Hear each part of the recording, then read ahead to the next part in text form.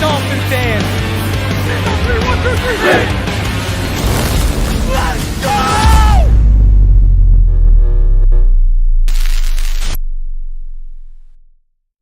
What is good, Fin Nation? What's good? It's your boy Reason, and here we are again. Victory Monday.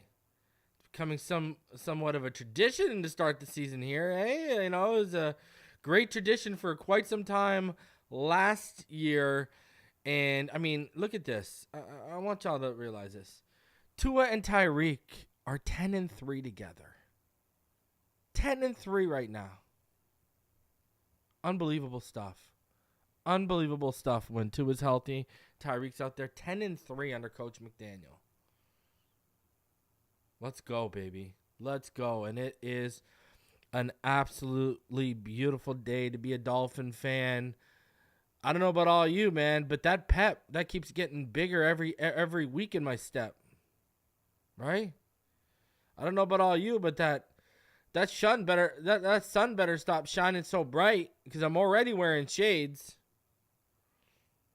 So, man, we got a lot to talk about tonight. Obviously, PFF grades, next gen stats, passing chart, because for some reason Mac Jones's chart did not come out. Only Tua's chart has come out. Yeah, everyone's talking about the illegal TD from the Patriots right now after they had all those many ineligible people downfield. But man, we got a lot to cover tonight. A lot to cover because even beyond that, you know, Tyreek out here telling basically the Patriots what everyone around the league, fan and player, thinks of them. Love that. So we'll talk about that. You know, Tyreek Hill, after yesterday's victory, joined the Madden 99 club. We're going to talk about that later. And man, just a lot to go over here, right? I mean, you know, Tua Tagovailoa is again, you know, now he is the betting favorite. Now he is, you know, the number one favorite. It's no longer Mahomes. I don't know if you guys have seen it, but it's no longer Mahomes. It's no longer Mahomes. It is Tua Tagovailoa. I believe it's Tua Tagovailoa is the highest right now in terms of MVP favorites. Just one sec. So, hey man, Tua Tagovailoa is the number one betting favorite. It's no longer a tie between him and Mahomes. That's good. And you know, speaking of Tua, I heard what Deatrich was out here saying. You know, Tua does nothing special against them. Blah, blah, blah, blah, blah. Well, first of all, Deatrich Wise, you have gone ahead and earned my Jabroni of the week for saying that. And you're going to ask, well, reason, what, just for attacking your quarterback is Jabroni of the week? Well, for straight up lying to everyone, I'm going to call you Jabroni of the week. He doesn't do anything special against you. Y'all flashed this 3-high safety look that even Braxton Berrios himself said he had never seen before. On record, Braxton Berrios said, I never seen that before. They did something his quote exactly was, they did something completely different. We kind of expect a twist, but it was completely different. We adjusted in game, got to the sideline, tried to see what we could pick up on. And I told y'all, be prepared for Belichick. It was right in my keys to victory, because I thought he would go and try to mimic what Staley did last year in terms of rerouting and taking away the middle of the field. Nope. This man came with the three safety look. Something that NFL players on our team hadn't even seen to that point. Even River Craycraft said it was a weird look. It was unpredictable, and they're already good at disguising. That's what they do. They've always been like that, so you just got to adjust on the fly. And what did Tua do? I mean, even Mike McDaniel said it was a unique game plan. And Tua adjusted. And, I mean, closed out that first half with a 7-for-7, 69-yard, nice touchdown drive. Right? I mean, are we really, what conversation are we having here? Tua again, everyone wants to say Waddle, Hill. My friends, Tua targeted 9 different receivers. 6 of them had 20 yards or better. 5 of those 6 had 25 yards or better. 3 of those 6 had 30 yards or better. What are we talking about right now? And it's not like he was dinking dunking like Mac Jones' 5.5 average yards per throw. It was 8.3 for Tua. So Deatrich Wise, you are the jabroni of the week for flat out lying, saying Tua does nothing special against us. Really? Because y'all tried to do something special against him, and what happened? Walking home with nothing but a big L. Walking home with nothing but a big L. 5-0. You want to say that's not special? 5-0 against Bill Belichick, the first quarterback to ever start off 5-0 against Bill Belichick. Remember, Elway was 4-0 against Bill Belichick. Now Tua has surpassed that. Now Tua is 5-0. So Tua has the best record of any quarterback to play this game against Belichick as a head coach. But he does nothing special, right? Y'all used to do your man stuff. You tried your zone, your 3-high look yesterday, and he diced you. Sliced and diced you like Leonardo was getting the pizza ready for the boys and Shredder wanted a slice. So he used the katana, baby. I mean, I don't know what else to tell you. So, Deatrich Weiss, you are the jabroni of the week. Connor Williams, week 1. Deatrich, I got to get a graphic made for this. I've come to that conclusion. So, we're starting next week. Deatrich Weiss, you are the jabroni of the week. Connor Williams was the jabroni of the week for week 1 after his performance. And Connor Williams trying to do what not many men have done, trying to win back-to-back jabroni of the week awards. Good for him. Oh, my God. And people want to say, well, it's on 2-2. And I agree. The exchanges between them, yeah, cool. I agree. Tua does take blame. And some of them, the blame is on him. But Tua never had snapping problems as far back as I've been watching him since Bama. Never had snapping problems until fucking Connor Williams decided to lollygag into the building.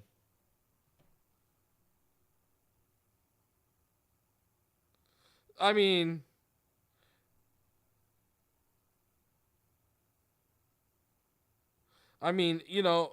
like that's just what it is, man. You know what I mean? And so Deatrich Wise, goodbye, good night. You are my jabroni of the week. Congratulations. Now I see a lot of people pushing back, saying, where's Cam Smith? I heard Cam Smith was this next level changing talent. Blah blah blah blah blah. Listen, I keep trying to tell all y'all.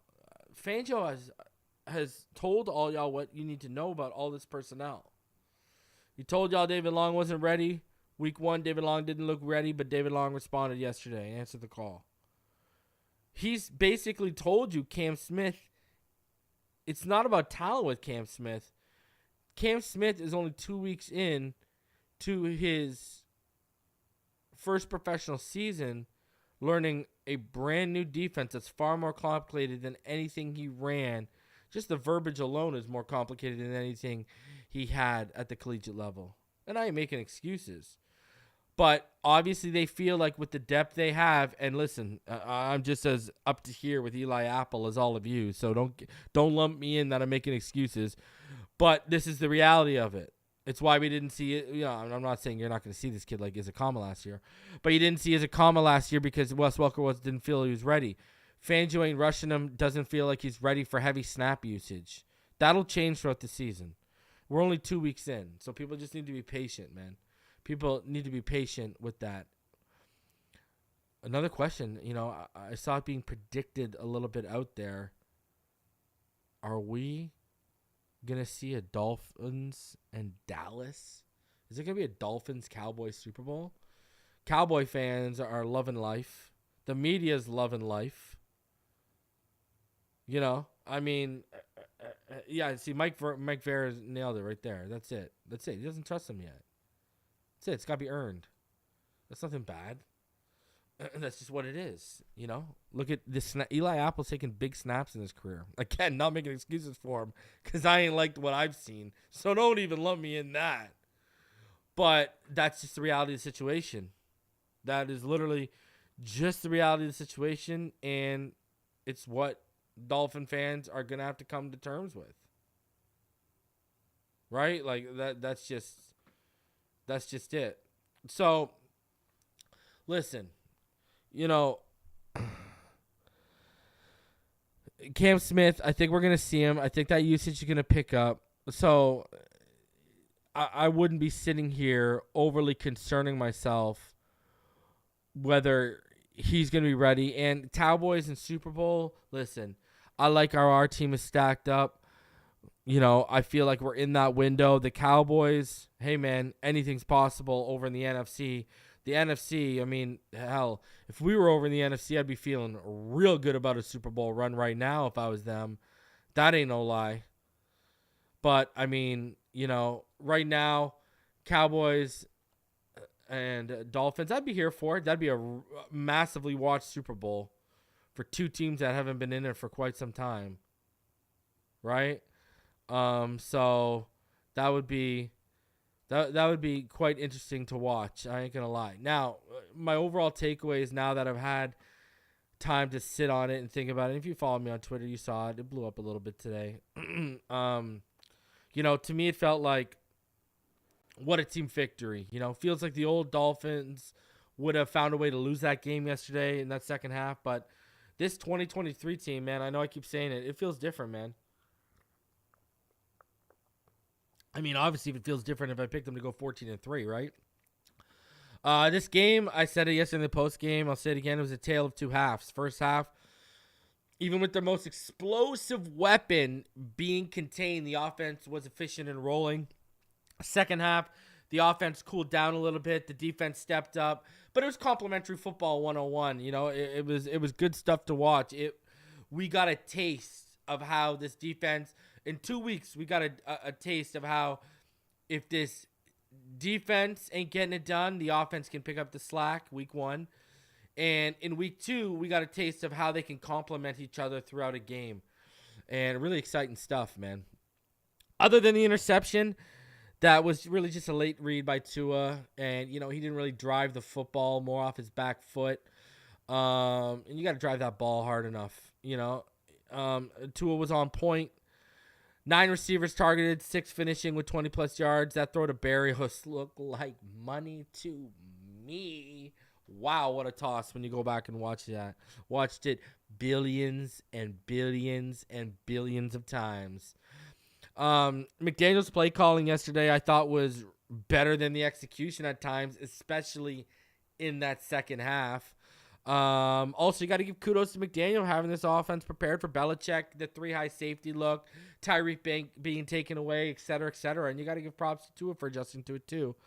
Mostert looks as healthy as he has ever been in aqua and orange. Looks like he's fully recovered from that injury he had before he came over here.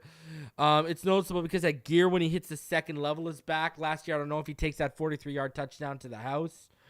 You have to give the offensive line and Butch Berry their flowers. Other than Judon and that sack, which was a great counter move, the line was once again very solid and sturdy in front of Uno. Hope Jaylen Waddle is okay. Praying for you, baby. Connor Williams, he needs to get his act together. His mistakes are going to cost his team eventually. Fangio's defense, even if worn down by the no huddle, answered the call yesterday, especially against the run, I thought, only allowed 88 yards. Everyone wanted to see Chubb show why the Dolphins invested the assets, invested the financial and the trade assets in him, and he stepped up big time as an impact player in a big divisional game yesterday, so I love it. AVG made the most of every opportunity given to him coming off the edge or on the inside yesterday. Probably would get my game ball defensively, right? Offensively, I'd give it to Mostert. Ogba was a highly expensive ghost on only 16 snaps yesterday. Eli Apple struggling, again, basic fundamentals like tackling angles, etc. David Long looked much more comfortable in week 2 than he did in week 1. I love it. Showed up even on the tackle sheet. I'll say this every week, and I'll say this every day. Javon Holland is an all-pro in this defense. I told y'all, he's more gifted than Justin Simmons, and everyone knows I love me some Justin Simmons like I love me some Derwin James, but Javon Holland's a different breed than Justin Simmons. That pick and that effort by X to keep those feet in. Mwah, chef's kiss, baby. Sanders from 49 plus is so hit or miss. Like Connor Williams' bad snapping, you just have a feeling Sanders is going to cost his team at some point. I mean, I hate to be that guy, but you know how I picked us to lose to the Commanders and the Giants and the Chiefs? Imagine if we lose to the Commanders and the Giants because Sanders misses a field goal or Connors has a bad snap. You know, I'm just going to say, 2 weeks in, this has been an exciting ride. Feels like the window was open. Feels like only this team and injuries, knock on wood, are the only thing that can hold this squad back from being special this year right now. From top to bottom, everyone seems like they're united and on the same page with the same goal in mind, and individuality hasn't shown up and really doesn't exist in this locker room, and it's a beautiful thing. Now let's go get Denver this week, baby. Let's go get them. 305 in the room. Smash that like button. Subscribe if you are new. Before we get into the PFF grades and the next gen stats, I do want to let y'all know this. Jaylen Waddle is in concussion protocol right now, but even Mike McDaniel said he's already progressing through the protocol. It looks like, there's going to be a good chance he's going to be ready to go this week against the Denver Broncos. All right, so I know some people are freaking out, and even still, if you're freaking out, ladies and gentlemen, we got Braxton Berrios. Eric Izakama could take on a bigger role, and he looks ready for it. We got options. Robbie Chosen can be elevated. Listen, no one's going to replace Jaylen Waddle, but don't act like we don't got options behind him, right? So, and maybe Cedric Wilson will finally be active. Anyways, Mike McDaniel said today he's already progressing through concussion protocol. He is in concussion protocol. We saw it yesterday, the hit in the back of the head. So, listen, he's already making progress. It looks like they're trying to get him good to go for the weekend. So I'm not really concerned. I'll be more concerned if we're at Friday and he's not far enough in the protocol. That's when I'll be concerned, because he's got to get some light work in this week too, remember, to be able to go. So, but we got options if he can't go. Remember that. We got options. So, again, there's no need to even rush him. No need to even rush Jaylen Waddle right now. None whatsoever. All right? So, hey, is what it is. Let's get into the snap counts before we get into the PFF grades and everything as well. Let's start off offensively. Snap counts here. Durham Smythe, 97% of the snaps. I mean, it's not even close that he's tight end one. I mean, Elijah Higgins wouldn't even have got any usage at the rate these guys are going at with everything, right? So, listen, Smythe, he played almost every snap in week 1 as well, right? So now with Ahmed getting injured a little bit there, Mostert clearly took on running back 1, 73% of the snaps 46 of 63 offensive snaps. Salvon Ahmed had 12. A-Chain got 6 and got some yardage on those 6 as well. So we'll see how things develop now with Ahmed a little banged up too, right? So that is interesting to watch. Obviously, A-Chain making his debut, had that 5-yard run, was his first carry. So, hey, good stuff to see. And Tyreek Hill, 86% of the snaps. 86%. And clearly, again, Berrios is the guy who's going to be filling in, and Raycraft are going to be, filling in and splitting those snaps if Waddle can't go. And Izakama only had 10 snaps yesterday as well. Now, after we look at the offensive snaps, you know what we got to do. We got to go ahead. We got to look at the defensive snaps for all y'all and see what the takeaways were from that. Now, again, Deshaun Elliott, I keep saying it. I mean, ladies and gentlemen, Brandon Jones is going to have a battle whenever he's healthy because Deshaun Elliott is playing well. He's dependable. He's reliable. And he's getting 100% of the usage back there. They waived Ron McKinley last week. And Deshaun Elliott, they are just putting the gear down and letting it roll. Kohu saw 100%, as did Xavier Howard. And, with Andrew Van Ginkel sliding in with a lot of edge work yesterday, he saw 88% of the snaps. But also, look at David Long's snap count. 62 of the 74 snaps because he had to fill in for AVG coming off the edge. And look at down there. Ogba, 16 snaps. 16 snaps for Emmanuel Ogba. And then Deshaun Hand, he comes up and he takes some snaps away from Brandon Pilley. But, I mean, look at Ogba. They're just not relying on him. And Wilkins and Siler playing the exact same amount of snaps. Eli Apple seeing a ton. And you see Cam Smith. Cam Smith had 18 special team snaps right under Duke Riley there. So his snaps are coming on special teams right now.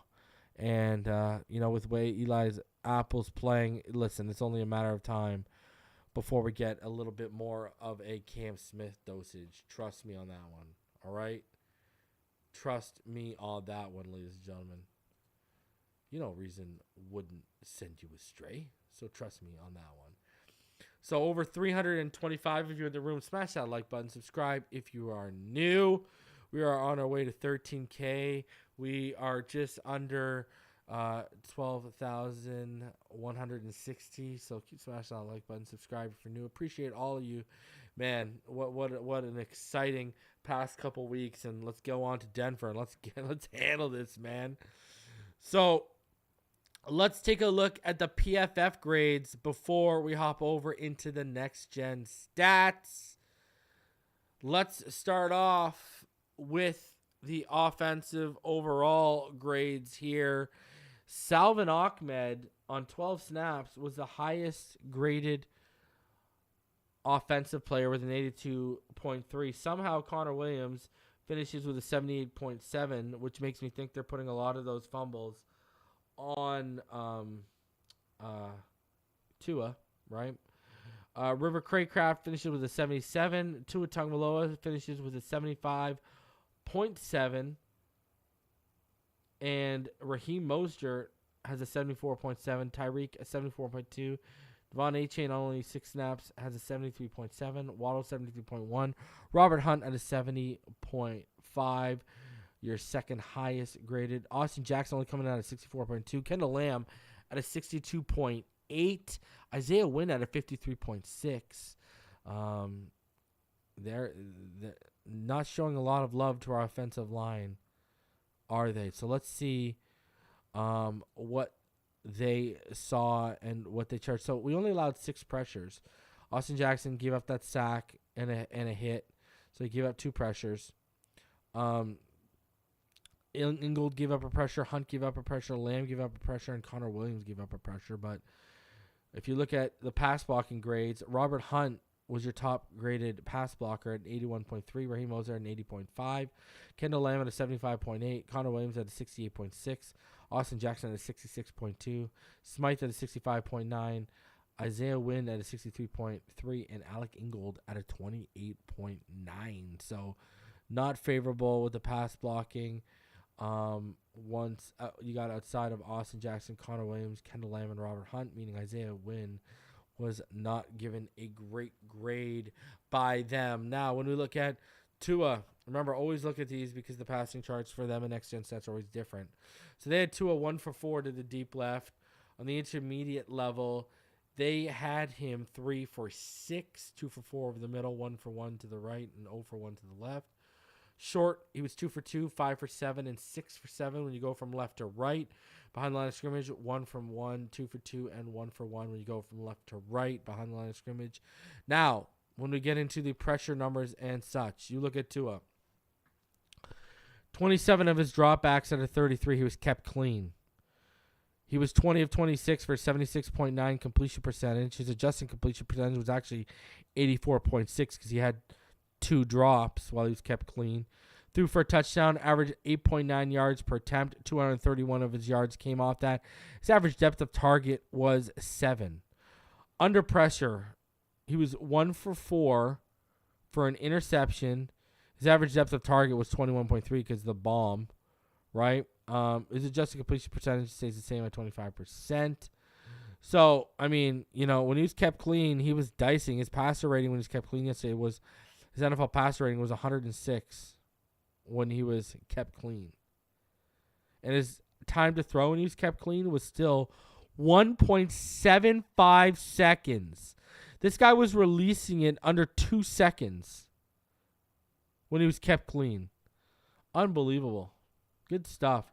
Off play action, he was 5 for 7 for an interception and 53 yards, a 71.4 completion percentage, but adjusted to 85.7. On non-play action, he was 16 of 23 for a touchdown, 196 yards, a 69.6 completion percentage, and a 73.9 adjusted completion percentage. His time to throw on play action was 2.43 seconds. On no play action, it was 1.84. My Lord, he was just reading and knew where he was going. And knew how he's delivering the ball. Quick and efficient was to yesterday. For your defensive grades, your top graded defender was Bradley Chubb with a 90.8. Andrew Van Ginkel came in second at a 90.4. At third was Christian Wilkins at an 81.3. Kader Kohu came in at an 80.4. And then David Long finishes off the top 5 at 79.5. Just outside the top 5, you got Deshaun Elliott at 77.7. Justin Bethel, who I thought on his limited snaps looked good, he had a 76.8, and I mentioned that yesterday. Javon Holland had 74 snaps, and he had a 75 grade, which is great. Zach Seiler, 69.1. Your worst graded guys, Emmanuel Ogba had a 38.3.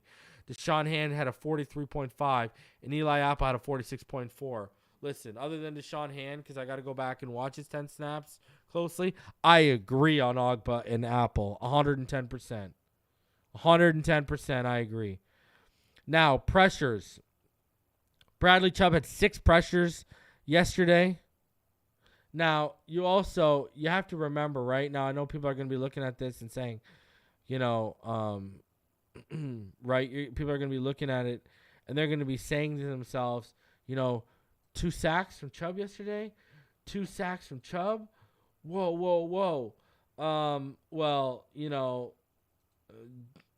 Chubb was on point yesterday. Now, first of all, it looks like, they gave him, only credited him for 1 sack on ESPN. PFF graded him, also gave him 2. Now, you got to remember with PFF doesn't do halves. So, if, Wilkins and Seiler get, a half sack each, they will count that as 1 sack each. So, I don't know whether they're counting that as 2 full sacks for Chubb or 1.5, but they listed him with 2. Obviously, it must be 1.5, no? And they just listed it as 2 because they're weirdos like that. That's just what they do. I don't know why. That's just what they've always done. because as a team we had 4 sacks yesterday, but if you look at their sack listing here, right, they're listing 5. So they're giving Chubb a half sack, right? So, and they just list it as 2. So I'm just explaining because people might look at that confused and be like, what's going on there? But anyways, he led the way, 6 pressures. Van Ginkel had 5. Wilkins had 3. Long had 3. Seiler had 2. Sean Hand, Raekwon Davis, and Emmanuel Ogbah each had 1. Now, when we look at coverage matchups, Eli Apple roasted yesterday. Targeted 10 times, allowed 7 receptions for 76 yards, 28 yards after the catch, 5 first downs, 3 of those to Devontae Parker. Parker, when targeted, had 4 receptions on 4 targets for 46 yards and 3 first downs against Eli Apple yesterday. Xavier Howard allowed 6 receptions for 46 yards on 9 targets, minimized his yak, only allowed 19 yards of yak, and the most a player got on him was 6. He had the interception. He only allowed 2 first downs. Let's go. Jerome Baker allowed 8 receptions on 8 targets in coverage for 41 yards and a touchdown and 1 first down. Javon Holland allowed 3 receptions on 6 targets in coverage, 23 yards, 1 first down, and he also had the pass breakup. Kader Kohou was targeted twice. He allowed 2 receptions for only 13 yards yesterday, shutting him down. Lockdown, baby. Only allowed 2 yards after the catch. Come on, Kader. Darth Kader. You know what time it is. David Long targeted twice, allowed 22 yards and a first down on 2 receptions off 2 targets. Bethel targeted twice, allowed 2 receptions for only 6 yards. Minus 5 yards after the catch when he blew up that Mike Gesicki play. Love it. Love it. Love it, love it, love it, man. Deshaun Elliott, he did not allow a reception yesterday on 1 target. Van Ginkel allowed 1 reception on 1 target for not very much, 0 yards. So, I mean, you know, Kendrick Bourne, look at him. He was locked down yesterday. Targeted 9 times, allowed only 4 receptions allowed. Love it. Love it, love it, love it. So, Eli Apple, man, imagine when Jalen Ramsey's out there. Imagine when Ramsey is out there.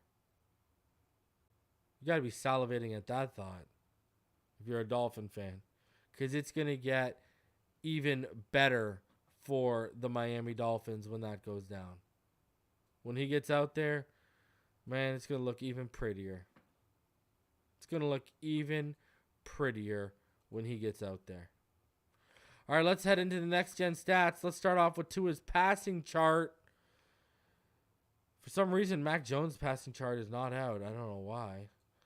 But, I mean, you look at this. Tua Tagovailoa averaged the 4th quickest time to throw, according to next-gen stats, of 2.08 seconds of any quarterback in a game since 2020. Tagovailoa is the only quarterback with a time to throw under 2.2 seconds to average over 8.0 air yards per attempt in a game over that span. Tua Tagovailoa is cooking right now, ladies and gentlemen. He's cooking now. Obviously, this passing chart does not look as explosive as last week, but Tua took what the Belichick and the defense gave him, and he made them pay. 21 of 32, 49, a touchdown. Time to throw of 2.08. Tua was cooking, man. Tua was in his bag. Now, I'm sure we'd all like, you know, we'd all want that interception back. But when you look at the fact that this man had the 4th quickest time to throw of any quarterback in a game since 2020, and he's the only quarterback with a time to throw under 2.2 seconds and to average over 8 yards per attempt in a game and over that same span since 2020, that's ridiculous. Tua's just on the next level right now. People tried to tell y'all he wouldn't read defenses. Look at how fast you're seeing he's processing these defenses now. Why do you think his time to release when he's kept clean was under 2 seconds yesterday? He's reading. He knew exactly what was coming at him and reading the defense. Pre-snap, right at the snap, and bang, balls out.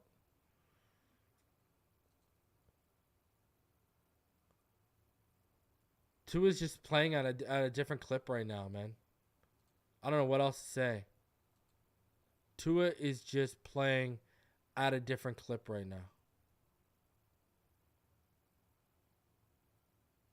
And I'm going to show you why, as we go along. You're going to continue to see why he's playing at a different clip. But Tua right now, man, what can you say? This is what y'all been waiting for, Dolphin fans. This is exactly what each and every one of us have been waiting for since 13 hung it up. We're getting a level of play we haven't seen since Dan Marino was here. I don't want to hear a damn word, okay? I don't want to hear nothing. Tua, man, lightning quick processing and diagnosing pre and post snap.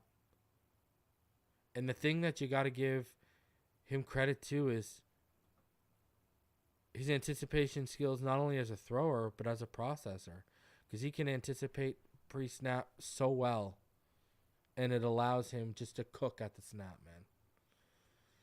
He's a next level. He's finding that next level, man. He's finding that next level. You gotta love it. Now the next gen stats of the game. Here we go. Tua Tagovailoa had the longest completed air distance of 36.2 yards. Mac Jones of 25.7. Raheem Mostert was the fastest ball carrier yesterday at 21.62. Mac Jones reached 19.17. But I want to show all of y'all why that matters in terms of Raheem the Dream Mostert, okay? Raheem Mostert on that 43-yard touchdown run, that's when he reached that top speed of 21.62 miles per hour. That was the second fastest speed by a ball carrier this season, right? The Dolphins are responsible for the three fastest speeds this season. Tyreek is at 1 and at 2. So that was the second fastest speed this season recorded by Next Gen Stats. Second only to who? Tyreek Hill. Second only to that beauty Tyreek Hill, man. That beauty Tyreek Hill. So I thought that was interesting. You know what I mean? I thought that was something where y'all, because remember Tyreek on his 47-yard touchdown reception, on a 47-yard reception in week 1. Remember, he put up 21.66 miles per hour. And then also in week 1 on that 35-yard reception for a touchdown, he put up 21.52. And Raheem put up 21.62. So, found that interesting, man. Fastest sack was David Long at 2.8 seconds. Matt Judon, 4.6. Now you see the passing chart. Look at it, both 1.44. They both got it right on Tua. They had Tua here 2 for 3 to the left side on the intermediate level, while 0 for 1 over the middle and 1 for 2 to the right side of the intermediate level. To the left side of the short level, he was 4 for 4. 0 to the left, 0 for 2 over the middle, and 9 for 9 to the right behind the line of scrimmage. He was 1 for 1 to the left, 1 for 1 over the middle, and 2 for 2 to the right. So, Tua Tagovailoa doing the damn thing. Rushing the football, that is how it worked out. A lot of the success Raheem found was going off that left side behind Isaiah Wynn, Kendall Lamb, and off the hip of Connor Williams, right? So, you look at it, 93 of his 121 yards came off that left side, as did both touchdowns. Whereas Stevenson, he was finding success in the A and the B gap off the left side. The majority. Elliott was really not a factor yesterday on 5 carries. So receiving, when the average receiver separation around the league is 2.94 yards, Jaylen Waddle was just under it at 2.93 yards. Tyreek Hill was just behind it at 2.95. Craycraft was behind it at 3.65. Barrios was well under it at 2.62, and Smythe was behind it at 3.08. Juju Smith-Schuster was getting separation. Not very well, though, at 1.51 yards. So, I mean, you see, look at the Dolphins, all the separation they're getting. They're all, other than Waddle, who's below it, below the league average. Everyone else is above the league average on the Dolphins, while on this side, everyone other than Gesicki, which is weird to see because he was always like 1.8 for us. You know, everyone but Gesicki is well under the league average. Devontae Parker, 2.74 yards. Smith-Schuster, 1.51.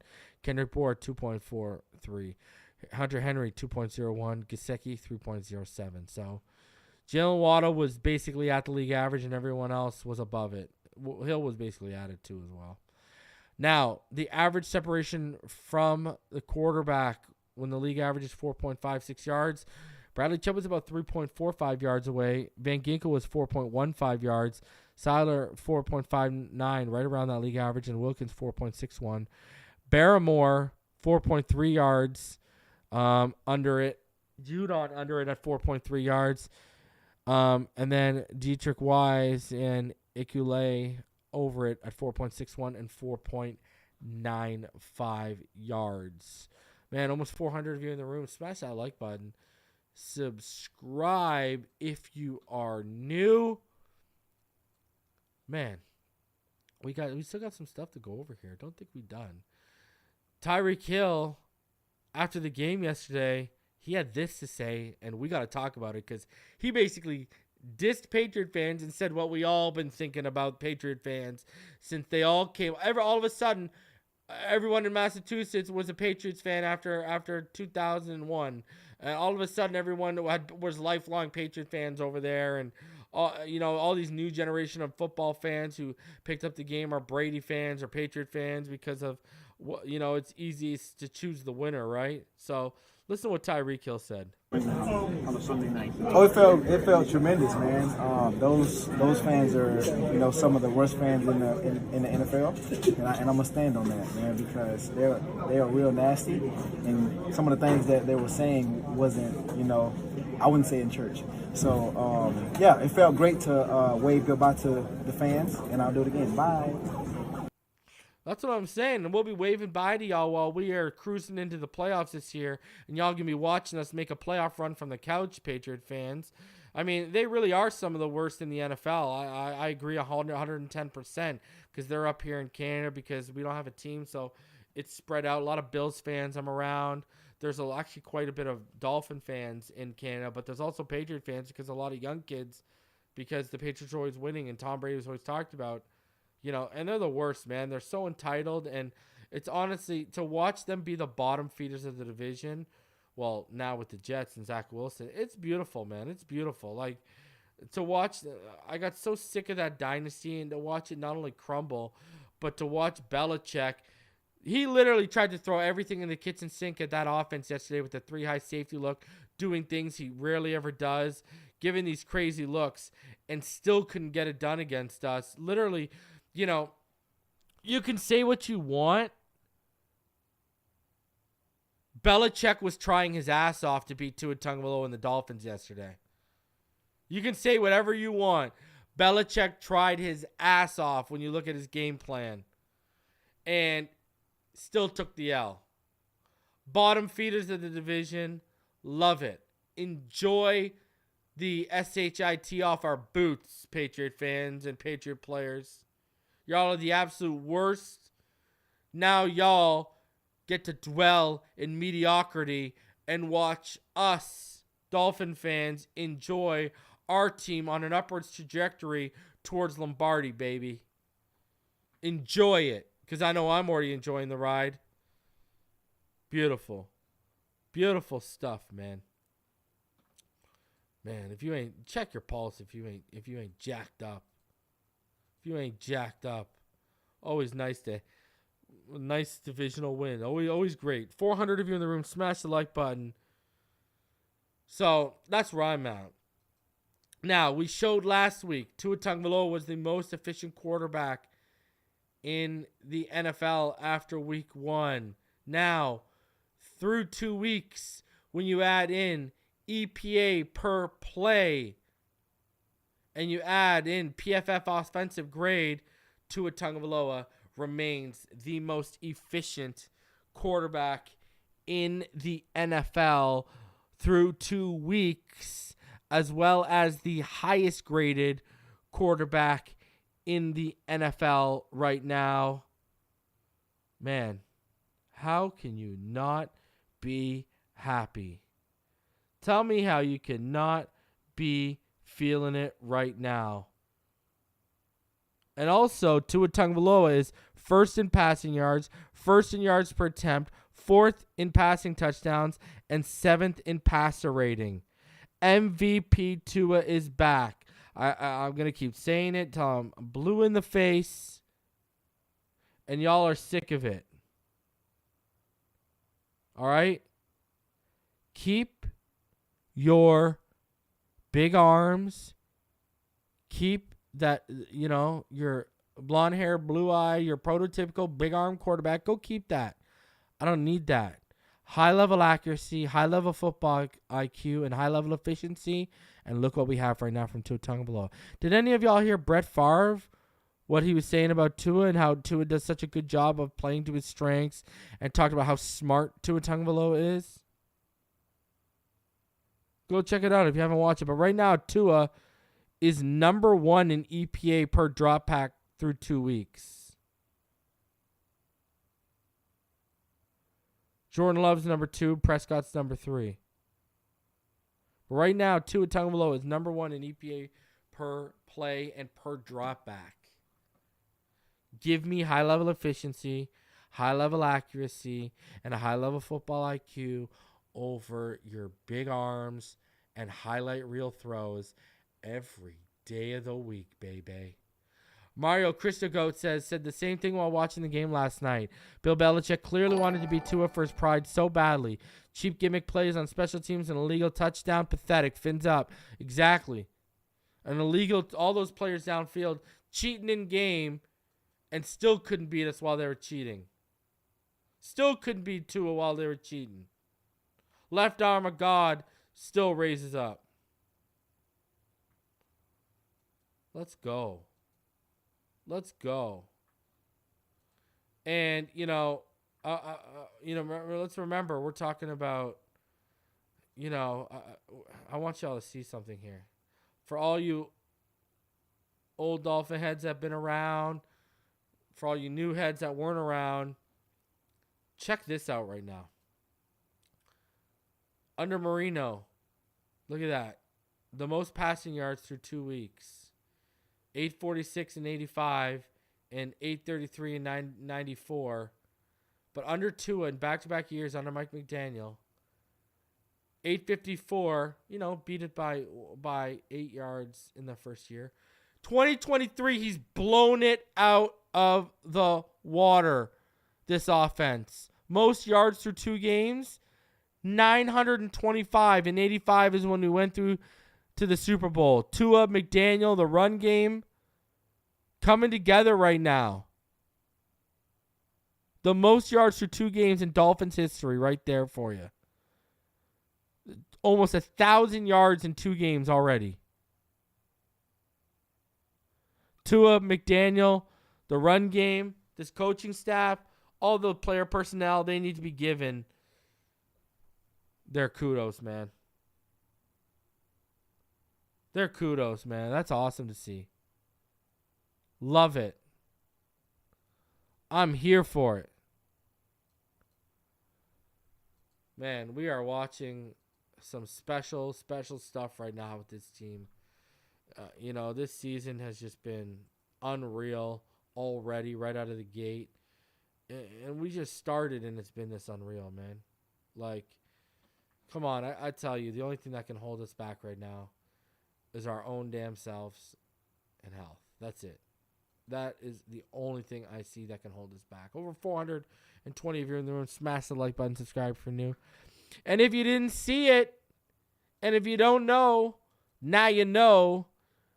The first Miami Dolphins player ever in the Madden 99 club, Tyreek Hill, is being added to the 99 overall club after the performance he put on. They're saying after yesterday, Tyreek Hill is now for all you Madden fans, all you Madden lovers, Tyreek Hill is now the first Dolphin player to grace the 99 club. Absolutely huge. Absolutely huge.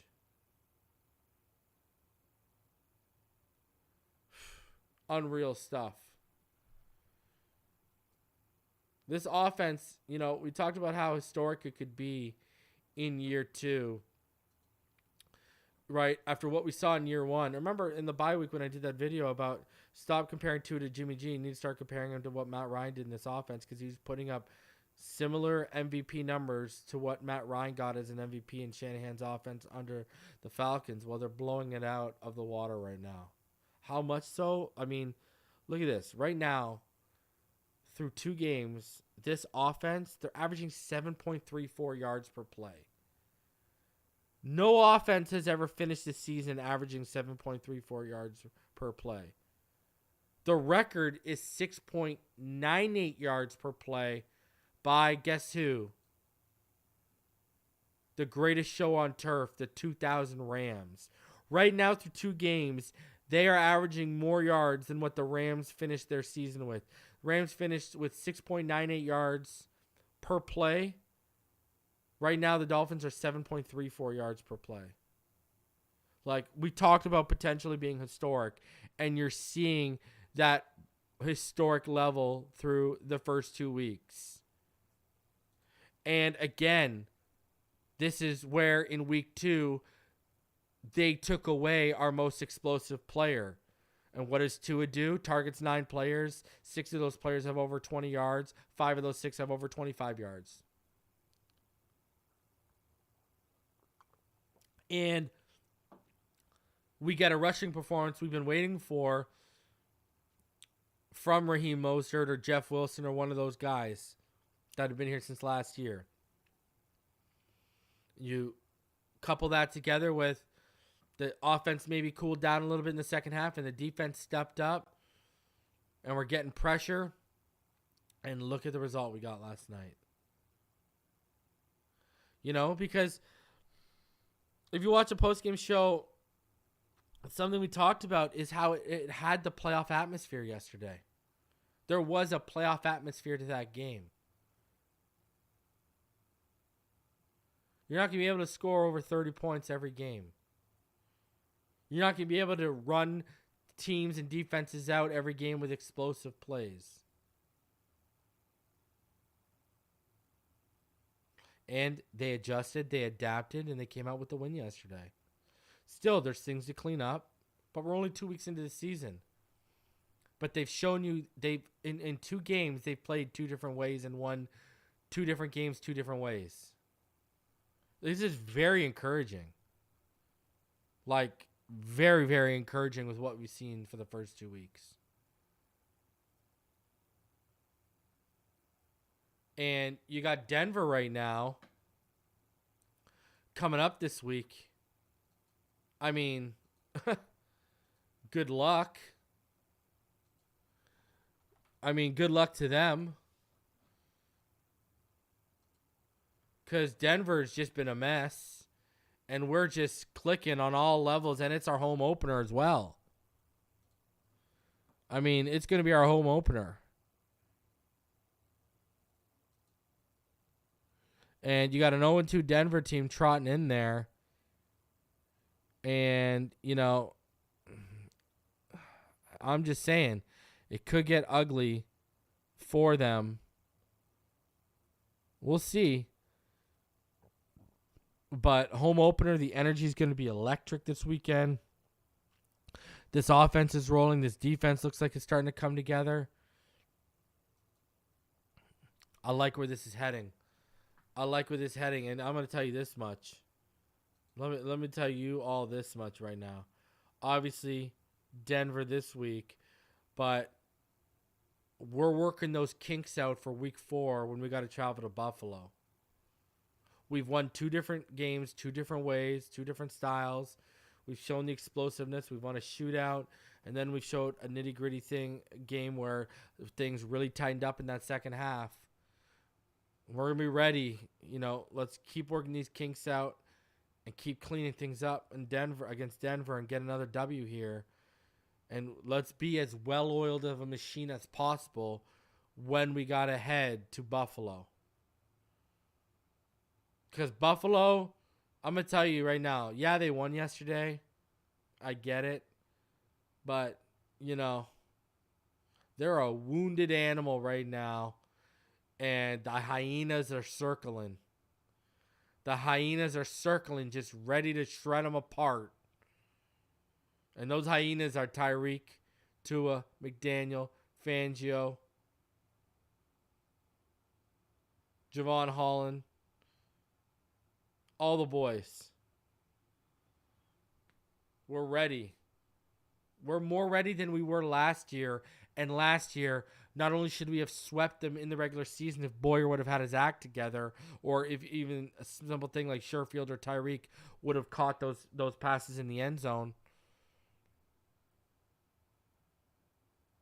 We should have swept them in the regular season, and we almost beat them with Skylar Thompson, so we would have beat them with Tua. If we would have had Tua healthy all last year, and Boyer would have called the game properly and not given up third and long conversions that lead to touchdowns before the end of half, and just defense lets us down in key situations in that game, that team would have been 3-0 against them last year. And guess what? We're ready to go 3-0 against them this year. Just saying. Yeah, I'm talking about the playoffs if they want to run into us too. And I know I said it in our prediction show, and I know I jumped on the bandwagon with everyone, and we all picked the Chiefs to beat us. But I wouldn't get down with the Eagles then because I said we're winning one of those 2 games. This team, from what I've seen over the first 2 weeks, can beat both these teams. They can beat the Chiefs in Germany and the Eagles in primetime. There's no one on the schedule in the AFC or in the NFC that scares me or worries me a lot right now. If we stay healthy, if we keep rolling and keep staying efficient, and that defense keeps growing and developing together by midseason, y'all thought Tyreek was the only scary one after week 1. This team is going to be unstoppable, especially if the running game, whether with the personnel they have now or they add a big name at the deadline, especially if that running game continues to contribute as well. Because y'all haven't seen Tua at this level with a clean pocket and a running game. That's bad news for everyone, and that's MVP for us, baby. All right, I'm going to be live tomorrow night with Martin. We're going to be breaking down every drop back of Tua Tagovailoa against the Patriots in week 2. Tua Tuesday, it's back, and we'll be here tomorrow. And then on Wednesday with Richmond and Ball Game for the finish line, and Friday with Neil for Fin Too Deep, and we'll be previewing the game on Friday. So, fins up, baby. I'm going to see all y'all on the next one. You already know what time it is. Enjoy, and I will see all y'all next time. Peace out, everyone. Have a fantastic Monday evening and enjoy Monday Night Football. Still over 415 of you in the room. Smash the like button on your way out. Appreciate each and every one of you guys and gals. Love all y'all. Let's go, victory! In the great words of Johnny from Entourage. Johnny Chase. Love all y'all. See all y'all on the next one. Peace out. Fins up.